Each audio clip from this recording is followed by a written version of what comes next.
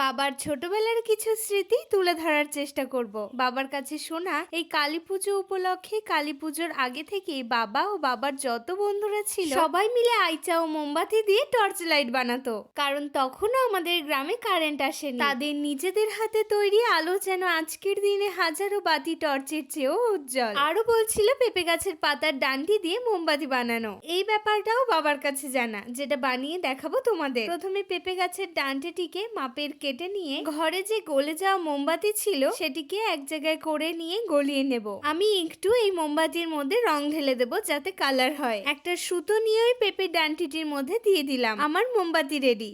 এই ধরনের দৃশ্য আসলে ছোটবেলার নিষ্পাপ আনন্দ আর সরল জীবনের সুন্দর গল্প। বাবা যখন বলছিল তখনকার দিনে সেই কৌতূহল আর আবিষ্কারের যে কি আনন্দ তা বাবার চোখে দেখা যাচ্ছিল। আমার বাবার মতন টর্চ লাইট ও মোমবাতি কারা কারা বানিয়েছো?